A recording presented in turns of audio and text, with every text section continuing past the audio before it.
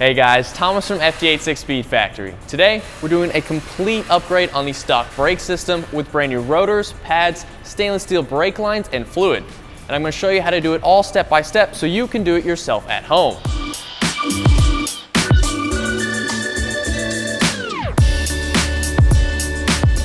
Now the first thing we need to do is decide which brake pad we need. And Project Mu has a brake pad for every application, whether you have a daily driver or a race car.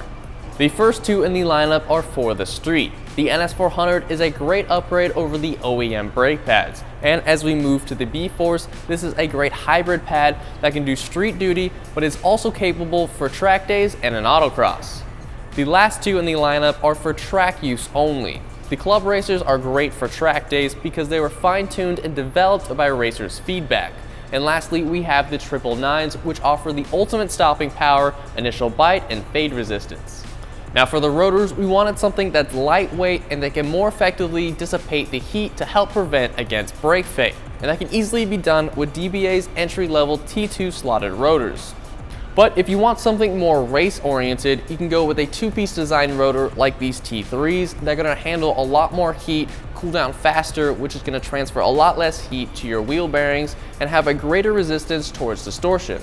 And while that's all great for a race application, for our 86, we're just going to go with the T2 slotted rotors paired with the NS400 brake pads.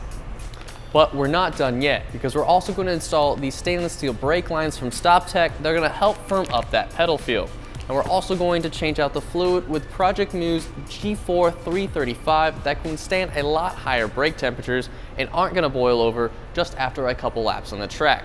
This fluid also has a really neat feature that changes colors from green to clear once it's time to change your brake fluid. So let's go ahead and get this wheel off and get all these parts installed.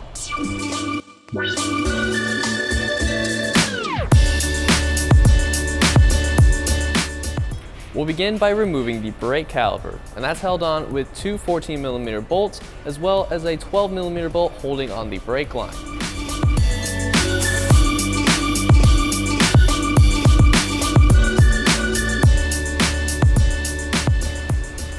But before we take this bolt completely out, we want to grab a zip tie so we can hang this on the control arm so it's not being held on by the brake line.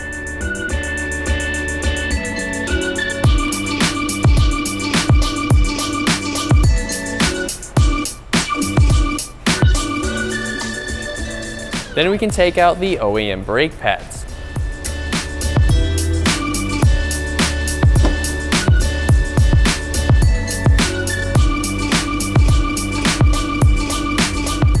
But in order to get the factory rotors out, we first have to remove the caliper carrier, which is held on by these two 17mm bolts.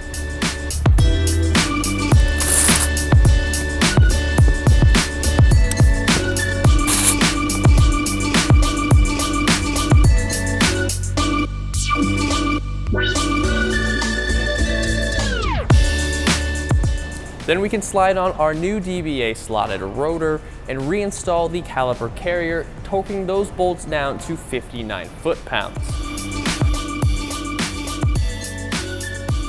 Then we can install the Project Mu brake pads, throw the caliper back on, and torque it down to 19 foot-pounds.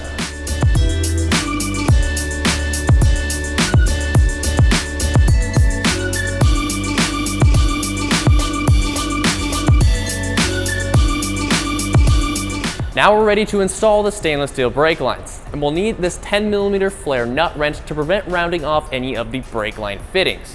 And we'll also need something to catch the dripping brake fluid once we disconnect the stock brake lines. Now a helpful tip that'll prevent brake fluid from constantly flowing out as soon as you disconnect the brake lines is to get something about 2 feet long. This is the top handle of our jack, and wedge it in between the seat and the brake pedal, locking it in the down position. This is going to cut off the flow of brake fluid, making this whole process a lot less messy. To remove the stock rubber brake line, you'll need a 12mm socket to take out the banjo bolt at the caliper. Then you can take that 10mm flare nut wrench and remove the fitting on the other end. And with some pliers, you can pull out the hose clip and the brake line will come right out. Before you reinstall the new stainless steel brake line, Take note on which way the banjo bowl hole faces. This will ensure it's aligned properly when you install it. And when you do install it, make sure that there is a copper washer on either side of the end of the brake line.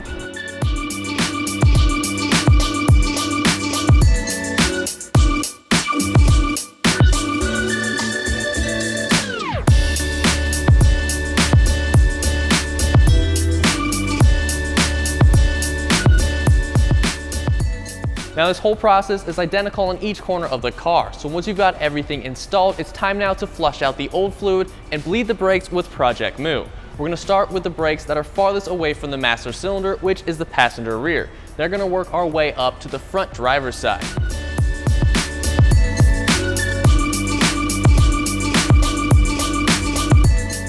As you bleed the brakes, make sure you keep an eye out on the brake fluid reservoir and continuously top it off whenever it gets low. Eventually, you'll cycle out all the old fluid and you'll be left with the high temperature rated fluid from Project Moo.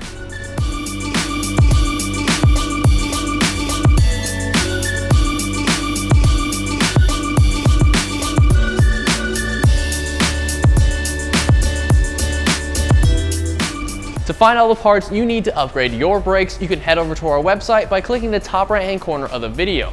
And if you have any questions, feel free to send us an email at sales@ft86speedfactory.com or give us a ring at 888-885-2002.